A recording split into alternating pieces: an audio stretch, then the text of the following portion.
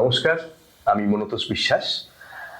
আগের দিন আমি ক্লাস 6-এর একটি গল্প it all began with drip trip এর ভিডিও বানিয়েছিলাম এবং আমি কথা দিয়েছিলাম যে আমি নিয়মিত বিভিন্ন বিষয়ের উপর, বিভিন্ন ক্লাসের ইংরাজি বিষয়ের উপর অতি অবশ্যই আমি ভিডিও দেওয়ার চেষ্টা করব। তো আজকে আমি হাজির হয়েছি ক্লাস 10-এর একটি সুন্দর কবিতা ফেবল, এই কবিতাটি নিয়ে, যার লেখক বা কবি, আমরা কবি বলবো কারণ কবিতা যিনি লেখেন তাকে আমরা বলি পোয়েট বা কবি, রাল্ফ ওয়ালডো এমারসন। তার লেখা একটি খুব বিখ্যাত কবিতা ফেবল।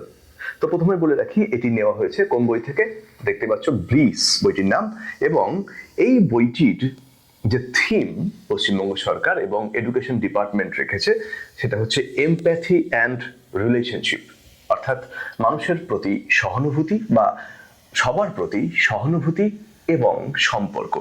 তো এই গল্পে, এই বইটাতে, এই কবিতায়, যেটা পড়াতে চলেছিল বটেই, তার সঙ্গে পুরো বইটাতেই যাবতীয় গল্প বা কবিতা সবকিছু কিন্তু আবর্তিত হচ্ছে সহানুভূতি এবং সম্পর্ক নিয়ে। চলো তাহলে শুরু করা যাক আজকের কবিতা, রাল্ফ ওয়ালডো এমারসনের লেখা ফেবল। তার আগে এমারসন সম্পর্কে বলতে গেলে বলতে হয় তিনি ছিলেন একজন বিখ্যাত আমেরিকান এসেইস্ট বা প্রবন্ধকার, কবি বা পোয়েট এবং লেকচারার। তিনি ছিলেন একজন কলেজের লেকচারার। তিনি আমেরিকার প্রত্যন্ত অঞ্চলে ঘুরে বেরিয়েছেন, সেখানকার মানুষজনকে দেখেছেন। তার সারা জীবনের উপলব্ধ সমস্ত জ্ঞান, অভিজ্ঞতা সবকিছুকে নিয়ে তিনি কিন্তু তার জীবনে যে কটা লেখা, সমস্ত লেখায় কিন্তু তার সেই অভিজ্ঞতার উপর নির্ভর করে তিনি লিখেছেন। আজকের কবিতাটা খুব ছোট একটি কবিতা, ফেবল। সেটা আমরা শুরু করার আগে এই নামটা ফেবল এর অর্থ কি সেটা একটু জেনে নেব।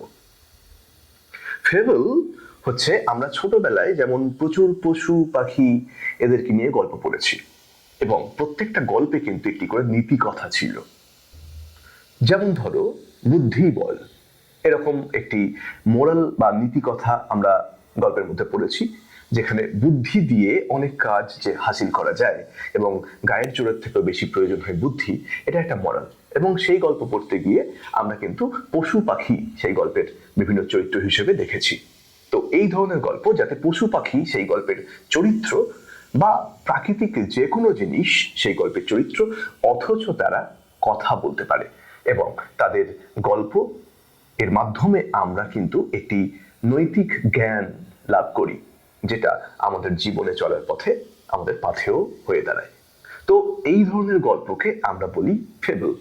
এখানে এই কবিতার নাম ফেবল কারণ এখানেও যে দুটি প্রধান চরিত্র রয়েছে তারা কিন্তু কোনো মানুষ নয়, একটি পর্বত এবং একটি কাঠবিড়ালি, অথচ এরা কিন্তু কথা বলতে পারে।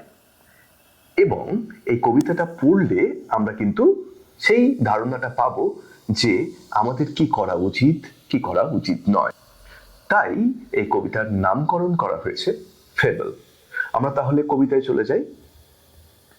The mountain and the squirrel had a quarrel. একটি পাহাড়, মাউন্টেন বলতে যদি আমরা পর্বত বোঝাই, তো পর্বতের থেকে বেশি তোমাদের পক্ষে সুবিধা হবে যদি আমরা পাহাড় বলি।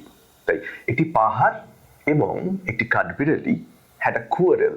কুয়ারেল মানে ঝগড়া করা, তাদের মধ্যে ঝগড়া হচ্ছে। অ্যান্ড দ্য ফর্মার, ফর্মার মানে হচ্ছে আগের জন, FORMER, ফর্মার মানে আগের জন, অর্থাৎ যার নাম আগে বলা হয়েছে mountain, called the latter, latter মানে পরের জন। তাহলে একটু মুখস্থ করে নেবে এখনই। ফর্মার মানে আগের জন অর্থাৎ মাউন্টেনের কথা বলা হচ্ছে, ল্যাটার বলতে স্কোয়ারেলের কথা বলা হচ্ছে। তো the former called the latter, প্রথম জন অর্থাৎ পাহাড়, স্কোয়ারেল বা কাঠবিড়ালিকে বলল লিটল প্রিগ, ছোট্ট প্রিগ। এখন প্রিগ এর অর্থ কি? প্রিগের অর্থ হচ্ছে যে নিজেকে নৈতিকভাবে সঠিক বলে মনে করে, অর্থাৎ যে মনে করে আমি ঠিক। তো সব জানতা, এটাও আমরা একটু সহজ বাংলায় বলতে পারি। তো পাহাড়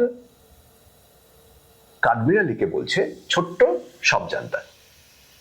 বান রিপ্লাইড, বান বলতে কাকে বোঝানো হচ্ছে? বান বলতে বোঝানো হচ্ছে স্কুইরেলকে। অর্থাৎ এটাও তোমরা নোট করে নেবে, মুখস্থ করে নেবে যে স্কুইরেল এর আরেকটি সিনোনিম বা আরো একটি নাম হলো বান, BUN। আবার বান মানে কিন্তু মেয়েদের চুলের বিনুনি, যদিও এখানে বান বলতে স্কোয়ারেলের কথা বলা হচ্ছে। বান রিপ্লাইড, অর্থাৎ এই স্কোয়ারেল বা কাঠবিড়ালি উত্তর দিল। কি উত্তর দিচ্ছে? You are doubtless very big, কারণ তাকে বলেছে লিটল পিগ অর্থাৎ ছোট্ট পিগ, তাই তিনি বলছেন, মানে স্কোয়ারেল বলছে যে you are doubtless very big, কোনো সন্দেহ নেই যে তুমি বিশাল বড়, পাহাড় তো অনেক বড়, আর পাহাড়ের তুলনায় কিন্তু স্কোয়ারেল একেবারে নগণ্য, মানে খুবই ছোট। তাই বলছে ইউ আর ডাউটলেস, ডাউটলেস বলতে ডাউট নেই কোনো এই ব্যাপারে, অর্থাৎ সন্দেহ নেই। তাহলে ডাউটলেস মানে হচ্ছে নিঃসন্দেহে, ইউ আর ভেরি বিগ, তুমি অনেক বড়। বাট কিন্তু all sorts of things and weather must be taken in together to make up a year and a sphere. কিন্তু এই পৃথিবীতে সমস্ত কিছু, ছোট ক্ষুদ্রাতি ক্ষুদ্র তুচ্ছ জিনিস থেকে শুরু করে বিশাল বিশাল জিনিস, সবকিছুকে মিলিয়ে কিন্তু পৃথিবী, এই পৃথিবীতে সবার অস্তিত্ব সমান গুরুত্বপূর্ণ। কোনো একটা ছোট ছোট পার্টিকেল বাদ দিলে কিন্তু পৃথিবী সম্পূর্ণ হবে না। আবার দেখো, আমাদের বছরে 6টা ঋতু আছে আমরা জানি, গ্রীষ্ম, বর্ষা, শরৎ, হেমন্ত, শীত, বসন্ত। কিন্তু আমাদের এখানকার যদি ওয়েদার বা আবহাওয়া দেখি, তাহলে দেখা যাবে যে আমাদের এখানকার আবহাওয়ায় কিন্তু গরমকাল সবচেয়ে লম্বা, সবচেয়ে বড়, আর হেমন্ত দেখা যায় না বললেই চলে। এমনকি শীতকাল, এটাও কিন্তু প্রচন্ড কম, মানে স্প্যান বা সময়সীমা কিন্তু প্রচন্ড কম। ফলে আমরা বাদ দিতে পারি না হেমন্ত বাদ, কিন্তু না, বছরে কটা ঋতু জিজ্ঞাসা করলে কিন্তু আমরা 6টা ঋতুর নামই বলি। তাই ছোট হোক বা বড়, সবাইকে মিলিয়ে কিন্তু একটা বছর। একইভাবে পৃথিবীর ছোট থেকে বড় এই সমস্ত কিছু মিলিয়ে কিন্তু পৃথিবী। হতে পারে আমরা অনেক কিছুকে তুচ্ছ বলে মনে করি, যেমন একটা মজার তথ্য দিয়ে রাখি, পৃথিবীতে হাতি অনেক বড় আমরা জানি। আমাদের দেখাশুনো যে প্রাণীগুলোকে আমরা দেখেছি ন্যাচারালি, তাদের মধ্যে কিন্তু হাতি সবচেয়ে বিশাল। যদিও পৃথিবীর সবচেয়ে বড় প্রাণী তোমরা সবাই জানো, এটা একটা কুইজের কোয়েশ্চেন, তোমরা কমেন্টে জানাবে যে পৃথিবীর সবচেয়ে বড় প্রাণী কি। আমি এখন বলছি না, দরকার হলে অন্য একটা ভিডিওতে আমরা জানাবো। কিন্তু হাতি অনেক সংখ্যায় রয়েছে, কিন্তু পিঁপড়ে সে তো তুচ্ছ, একেবারে ছোট, কেউ গুরুত্ব দেয় না। পায়ের তলায় যে পৃথিবী, আমাদের দিনে কটা করে পিঁপড়ে চাপা পড়ে মারা যাচ্ছে আমরা তার খোঁজও রাখি না। কিন্তু পৃথিবীর সমস্ত হাতিকে এক জায়গায় করলে তার যা ওজন হবে, তার চেয়ে বেশি ওজন হবে যদি পৃথিবীর সমস্ত পিঁপড়েকে এক জায়গায় করি। আবার পিঁপড়েকে দেখতে ছোট, কিন্তু পিঁপড়ে কিন্তু আমাদের প্রকৃতিতে তার অবদান বিশাল। ফলে আমরা পিঁপড়ের মতন একটি ছোট্ট প্রাণীকেও কিন্তু এই পৃথিবী হিসেবে গুরুত্বের বিচারে তাকে কিন্তু আমরা একেবারে ফেলনা বলতে পারি না, বরঞ্চ তারা অনেক বেশি গুরুত্ব তাদের রয়েছে আমাদের প্রকৃতিতে, পৃথিবীর কাছে, আমাদের মানে মানুষের কাছে। তাহলে কি বলছে? But all sorts of things and weather, পৃথিবীর সমস্ত জিনিস এবং আবহাওয়া, বা ধরতে পারো ঋতু, বা আবহাওয়াও যদি ধরো, তাহলে গরম কখনো, কখনো শীত, কখনো বৃষ্টি, কখনো শিলাবৃষ্টি, কখনো ঝড়, এই সব কিছুকে নিয়ে কিন্তু ওয়েদার এবং পৃথিবীর সমস্ত ছোট ছোট বড় বড় সমস্ত কিছু, কোনো কিছুকে বাদ দেওয়া যাবে না, সমস্ত কিছুকে নিয়ে হচ্ছে এই পৃথিবী গঠিত হয়েছে। তাই তোমার যেমন গুরুত্ব আছে, পর্বতকে কাঠবিড়ালি বলছে তুমি বিশাল, তোমার গুরুত্ব আছে, কিন্তু ভেবো না যে আমার মতন ছোট প্রাণী অথবা আমার চেয়েও ছোট প্রাণী তার কোনো গুরুত্ব নেই, এমনটা কিন্তু নয়। তাই কি বলছে? Must be taken in together, এই সমস্ত কিছুকে নিতে হবে এক জায়গায়, টু মেক আপ এ ইয়ার, তাহলেই একটা বছর সম্পূর্ণ হবে, অ্যান্ড এ স্ফেয়ার, এবং পৃথিবীর মতন এরকম একটা গ্রহ সম্পূর্ণ হবে। নইলে কিন্তু সম্পূর্ণ হবে না, অসম্পূর্ণ থেকে যাবে। ছোট ছোট জিনিস বাদ দিলে অসম্পূর্ণ থেকে যাবে এই পৃথিবীর অস্তিত্ব। তারপরে সে আরো বলছে, and I think it no disgrace, disgrace মানে হচ্ছে অপমান বা কি বলবো, অসম্মান। আমি মনে করি না যে এতে কোনো অসম্মান রয়েছে, টু অকুপাই মাই প্লেস, যে আমি যেখানে থাকি, আমি যে অধিকার করে রেখেছি পৃথিবীর একটা অংশকে, এটা কিন্তু একেবারেই কোনো ডিসগ্রেস নয়, আমার অসম্মানের কিচ্ছু নেই। If I am not so large as you, আমি যদি তোমার মতন বড় না হই, you are not so small as I, তুমিও কিন্তু আমার মতন ছোট নাও। এই প্রসঙ্গে একটু বলে রাখি, দেখো তোমরা যখন স্কুলে পড়ো বা ক্লাসে পড়ো, বেশিরভাগ মানুষ মনে করেন, এমনকি অভিভাবকরাও মনে করেন যে বাচ্চাকে পড়াশোনাতেই ভালো হতে হবে। আমি কিন্তু একেবারেই বিশ্বাস করি না। দেখো, একজন পড়াশোনায় ভালো না হয়েও পৃথিবীতে তার অনেক অবদান থাকতে পারে। কারণ সবাই যে পড়াশোনায় ভালো হবে এমনটা কিন্তু নয়।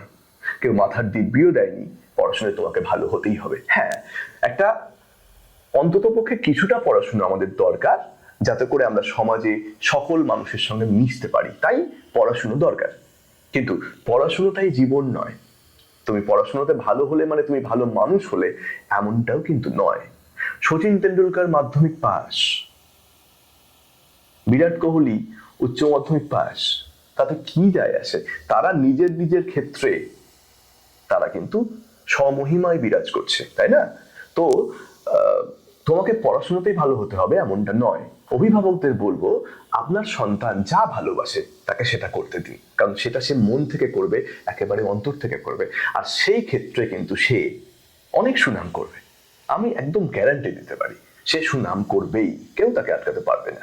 পড়াশুনো তোমাদের সবাইকে করতে হবে, কিন্তু তার সঙ্গে তুমি যেটা ভালোবাসো, যেটা করতে তোমার মজা লাগে, আনন্দ লাগে, অতি অবশ্যই তোমরা সেটা করবে। এবং যদি প্রয়োজন হয়, তোমার বাবা মাকে তুমি এই ভিডিওটা দেখাবে, দেখিয়ে বলবে, ইনি একজন স্যার, ইনি এই কথা বলছেন, মা আমি এইটা করতে চাই, বাবা আমি এইটা করতে চাই, আমাকে এটা করতে দাও, এটা বলবে। কারণ সেটা করলেই তুমি মন থেকে কাজটা করবে এবং সেই কাজে তোমার উন্নতি কেউ আটকাতে পারবে না। ঠিক আছে? তো ওই বললাম, শুধুমাত্র পড়াশোনায় ভালো হওয়াই ভালো হওয়া নয়। যদি কেউ সুন্দর সেলাই করতে পারে, সে সেলাইয়ের কাজ করে পৃথিবী বিখ্যাত হতে পারে। যদি কেউ ভালো মেকআপ করে, সে মেকআপ আর্টিস্ট হিসেবে সারা পৃথিবীতে নাম করতে পারে। যদি কেউ খুব ভালো ক্রিকেট খেলে, সে ক্রিকেট খেলে আমাদের দেশের প্রতিনিধিত্ব করতে পারে। যে কোনো কাজ, তুমি ভালো ছবি তুলতে পারো, ওয়াইল্ড লাইফ ফটোগ্রাফার হয়ে যাও, ইভেন ব্রাইডাল ফটোগ্রাফার হয়ে যাও, মডেলিং করো, কোনো অসুবিধা নেই। যেটা করবে মন দিয়ে এবং সেটার একদম শেষ দেখে ছাড়বে, জীবনে তোমার উন্নতি কেউ আটকাতে পারবে না। আবার পড়ায় ফিরে আসি তাহলে। তাই বলছে কি, if I am not so large as you, আমি যদি তোমার মতো অত বড় না হই, you are not so small as I, তাই তুমিও আমার মতন কিন্তু এত ছোট নাও। একটা পড়াশোনায় ভালো ছেলে তোমাকে বললো, তুই তো পড়াশোনায় ফেল করিস, তাকে বলে দেবে যে আমি পড়াশোনায় ভালো না হতে পারি, তুই আমার সঙ্গে দৌড়ে পারবি? চ্যালেঞ্জ করো, তুমি যেটা পারো সেটা অন্য কাউকে চ্যালেঞ্জ দাও। তুই আমার থেকে ভালো আঁকতে পারবি, তুই আমার থেকে ভালো নাচ করতে পারবি, তুই আমার থেকে ভালো লাফ দিতে পারবি, লং জাম্প দিতে পারবি, হাই জাম্প দিতে পারবি, যে যেটা ভালো পারো সেটা নিয়ে চ্যালেঞ্জ করো, কোনো অসুবিধা নেই। কারণ আমি পড়াশোনায় ভালো হতে পারি, তুমি খেলায় ভালো হতে পারো। তুমি আমার মতন পড়াশোনায় ভালো না হতে পারো, আমিও কিন্তু তোমার মতন খেলাধুলায় ভালো নই।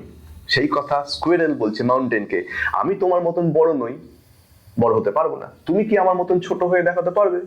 পারবে না। তাহলে এটা আমার ক্রেডিট, ওটা তোমার ক্রেডিট, মিটে গেল শোধবোধ। and not half so spry, এবং আমি যেমন হাসি খুশি লাফিয়ে লাফিয়ে বেড়াই, যেখানে ইচ্ছা যাই, তুমি তো পারবে না। তুমি সেই জন্মলগ্ন থেকে একই জায়গাতে তুমি বেড়ে উঠেছো, ওখানেই থাকছো, তোমার নড়াচড়ার ক্ষমতাও নেই। তো তুমি আমার মতন এত হাসি খুশিও নও, আমার মতো এত স্প্রাই নও। I will not deny you make a very pretty squirrel truck. হ্যাঁ, আমি এটাও অস্বীকার করছি না যে আমি তোমার গা বেয়ে উঠি, তোমার গায়ের ওপরেই আমার চলার রাস্তা। স্কোয়ারেলটা থাকে কোথায়? এই পর্বতেই থাকে, তাই পর্বতের গা দিয়ে তার চলতে চলতে একটি চলার পথ তৈরি হয়েছে। তাই বলছে, আমি কিন্তু অস্বীকার করছি না। আই উইল নট ডিনাই, আমি ডিনাই করছি না, আমি অস্বীকার করছি না যে you make a very pretty, খুব সুন্দর। প্রেটি মানে হচ্ছে সুন্দর। কোনো বাচ্চাকে যদি সুন্দর হয়, কোনো ছেলে বা মেয়ে যদি সুন্দর হয়, তাকে আমরা বলতে পারি pretty boy, pretty girl, pretty woman, pretty man. তো এখানে বলছে আ ভেরি প্রেটি, একটি খুব সুন্দর কাঠবেড়ালি চলাচলের রাস্তা তুমি করে দিয়েছো, আমি কিন্তু অস্বীকার করছি না। ট্যালেন্টস ডিফার, কিন্তু মানুষ নয়, সরি, এখানে কার হবে? সবার ট্যালেন্ট আলাদা আলাদা হয়। একটু আগেই আমি বলেছি, আর রিপিট করবো না। The talents differ. কেউ ভালো পড়াশোনায়, কেউ ভালো খেলাধুলোয়, কেউ ইলেকট্রিকের কাজ করতে পারে খুব সুন্দর, কেউ ভালো দৌড়াতে পারে, কেউ ভালো আঁকতে পারে, কেউ ভালো গান করতে পারে, কেউ আবৃত্তি করতে পারে, কেউ নাচ করতে পারে। প্রত্যেকের ট্যালেন্ট আলাদা আলাদা হয়। All is well and wisely put, তাই সবকিছু পৃথিবীতে একটা সিস্টেম মেনে রয়েছে, সবকিছু সুন্দরভাবে সাজানো যে এটা পারে সে এটা পারবে না। সবাই যদি পড়াশোনা করে চাকরি করবে, তাহলে ব্যবসা করবে কারা? সবাই যদি ব্যবসা করে চাকরি করবে কারা? সবাই যদি চাকরি এবং ব্যবসা করে, তাহলে আমাদের অন্ন যোগাবে কারা? কৃষকরা। তাই তারাও কিন্তু পৃথিবীতে সমান গুরুত্বপূর্ণ, বরঞ্চ আমি মনে করি অনেক বেশি গুরুত্বপূর্ণ। যদি কেউ পুলিশে, আর্মিতে জয়েন না করে, তাহলে আমাদের দেশের সুরক্ষা, আমাদের এলাকার সুরক্ষা কারা দেখবেন? ফলে সবাইকে নিয়ে এই পৃথিবী গঠিত হয়েছে। তাই বলছে all is well and wisely put. সবকিছুকে একদম মেপে রাখা হয়েছে পৃথিবীতে, পৃথিবীর ব্যালেন্সটাকে বজায় রাখার জন্য। If I cannot carry forests on my back, তাই আমি আমার কাঁধের উপরে জঙ্গলকে বয়ে নিয়ে বেড়াতে পারবো না। যেটা তুমি পারবে, ওটা তোমার ট্যালেন্ট।